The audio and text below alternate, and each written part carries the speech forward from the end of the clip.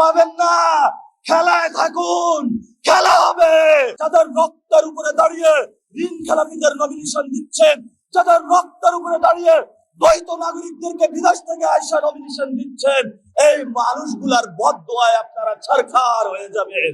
বাংলাদেশের মানুষ আকাঙ্ক্ষায় ছিল যে সেই কোথায় থেকে, লন্ডন থেকে এক মোয়া আসবে, যে মোয়াটা অনেক সুস্বাদু হবে। বাংলাদেশের মানুষ পাগল হয়ে যাবে মোয়ার জন্য। এই মোয়া বাংলাদেশে নেমেছে, এই মোয়া এত বিশ্রী, মানুষ এখন এগুলাতে হাহা রিয়াক্ট দিচ্ছে। আমরা নির্যাতিত বিএনপির অনেক ভাই আমাকে বলে যে ভাই আমি বিএনপি করি, মুখ খুলে কিছু বলতে পারি না, আমার লোক আমার দোকানে চাঁদাবাজি করে, আমার বিএনপি দলীয় লোক আমার দোকান দখল করে নিয়ে যায়, আমার বিএনপি দলীয় লোক আমি যদি চাঁদা না দিই আমার উপর সন্ত্রাসের রাজত্ব কায়েম করে। আমি কোন দেশে আছি? আজকে এক ভাই এসে আমাকে বললো আমি 20 বছর যাবত বিএনপি করি, এখন হলো বিএনপির উপর থুতু। আমি বললাম ভাই এটা কেন? বললো আমার উপর যে সে বিএনপির লোক যে নির্যাতন করেছে, নির্যাতনের পর আমি আর বিএনপি করতে পারি না। আমরা কোনো দলের বিরোধী নয়, আমরা কোনো ব্যক্তির বিরোধী নয়, আমরা হলো ফেসিবাদী সিস্টেমের বিরোধী।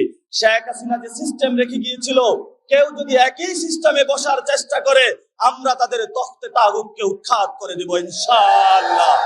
প্রিয় ভাইরা, গত 15 বছরে আলেমদের দাঁড়িয়ে ধরে টানা হয়েছিল, এখন নতুন করে তারা বাংলাদেশকে আবার আমাদেরকে সেই ইসলাম কবির যে স্টেট আছে সেখানে নিয়ে যাওয়ার চেষ্টা করছে। তারা বাংলাদেশের মানুষকে বুঝাচ্ছে 10 দলীয় যারা, তারা নাকি জান্নাতের টিকিট বিক্রি করে। নাউজুবিল্লাহ। জান্নাত একমাত্র কার হাতে? আল্লাহর হাতে। জান্নাত কোন ব্যক্তি বিক্রি করতে পারে না। এই ধরনের অপপ্রচারের মধ্য দিয়ে তারা মনে করেছে ক্ষমতায় যেতে পারবে, কিন্তু 10 দলীয় জোটের নেতা কর্মী এবং বাংলাদেশের জনগণ ঐক্যবদ্ধ হয়েছে যে ভয় পাওয়ার কিছু নাই। তারা আমাদের ভয় দেখাচ্ছে পুলিশ দিয়ে, তারা মিডিয়া দখল করে ভয় দেখাচ্ছে, তারা লুট করার যারা ব্যবসায়ী রয়েছে সেই ব্যবসায়ীদের শেল্টারে গিয়ে ভারতের কাছে শেল্টার নিয়ে আমাদের ভয় দেখাচ্ছে।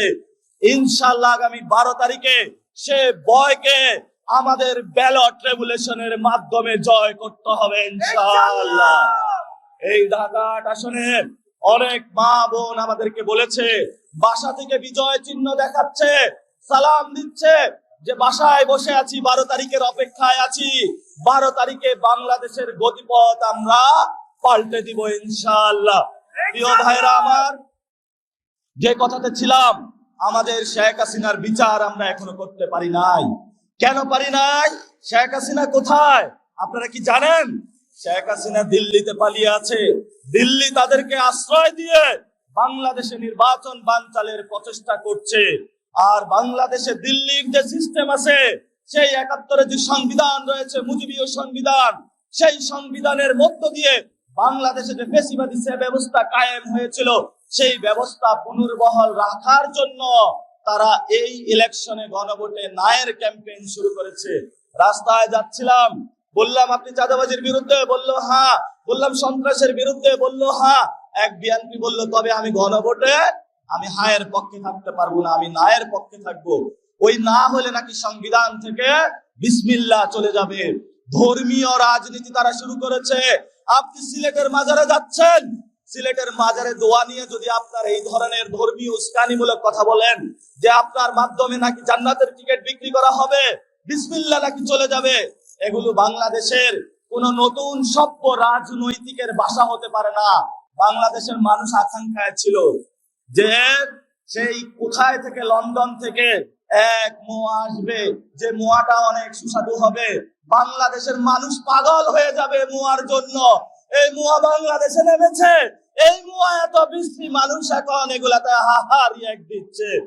আমরা এই যে লন্ডনের যে মোয়া আমাদেরকে খাওয়াইতে চাচ্ছে, আমরা এখনো বলি এখনো তো জনগণের কাছে যায়নি, এখনো হলো লাল বাসের ভিতরে পুতুলের মতন আছে। আমরা জনগণের সাথে কোলাকুলি করছি। সাহস থাকলে জনগণের মধ্যে আসুন, আমাদেরও আমরা নিরাপত্তা নিশ্চিত করছি।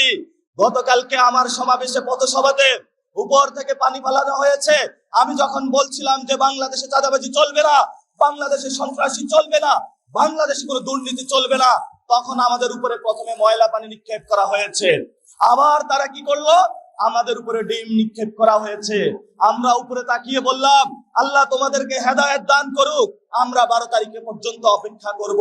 12 তারিখের পরে ইনশাআল্লাহ আমরা প্রত্যেকটা চাঁদাবাজকে ধরে ধরে প্রশাসনের হাতে তুলে দেব। 12 তারিখের পরে যে জায়গায় দুর্নীতি হয়েছে সকল দুর্নীতিবাজকে আমরা প্রশাসনের হাতে তুলে দেব। আমার ভাইয়ের উপরে জায়গা করেছিল প্রত্যেকটা সন্ত্রাসীকে ধরে ধরে আমরা প্রশাসনের হাতে তুলে দেব। আপনার মুসাফিরকে হত্যা করা হয়েছে, আপনি অল্প কয়েকদিনের মধ্যে শুটারকে খুঁজে বের করতে পারেন, কিন্তু গণতন্ত্রের জন্য শহীদ, ইনসাফের জন্য শহীদ আমার ভাই উসমান হাদি ভাইয়ের শুটারকে এখনো খুঁজে বের করতে পারেন নাই। বড় ষড়যন্ত্র করেছে তারা। মনে করেছে উসমান হাদির যদি কণ্ঠরুদ্ধ করা যায় বাংলাদেশে নির্বাচন বানচাল করা যাবে। ওরা নির্বাচনে হারার ভয় পেয়েছে। ভয় পাবেন না, খেলায় থাকুন, খেলা হবে। বাংলাদেশে 10 দলীয় জোটের জয় হবে, শাপলা গলির জয় হবে। এটা জনতার জয়। অনেকেই তো পাগল হয়ে বলে দিয়েছে যাক বিরোধী দলীয় হলো সমস্যা নাই। আরে বিরোধী দলীয় যে হবেন তা তো শেখ হাসিনার আমলে আপনাদেরকে আমরা বিরোধী দল হিসাবে দেখেছি। সেই বিরোধী দলে গুলশানে বসে বসে আঘাত করেছিলেন। এই নয়া পল্টনে আমার বিএনপির ভাইরা গুলি খেয়েছে, গ্রেনেড খেয়েছে, সাউন্ড গানের আঘাতে অনেক বাবা চলে গিয়েছিল, ইলিয়াস আলী গুম হয়েছিল। আমাদের অসংখ্য ভাই বাংলাদেশে বিএনপির ভাইরা নির্যাতিত হয়েছিল। ওই একটা দিনও তো আপনারা তাদের কথা বলেন না। যাদের রক্তের উপরে দাঁড়িয়ে ঋণ খেলাপিদের নমিনেশন দিচ্ছেন, যাদের রক্তের উপরে দাঁড়িয়ে দ্বৈত নাগরিকদেরকে বিদেশ থেকে আইসা নমিনেশন দিচ্ছেন, এই মানুষগুলার বদদোয়ায় আপনারা ছারখার হয়ে যাবেন।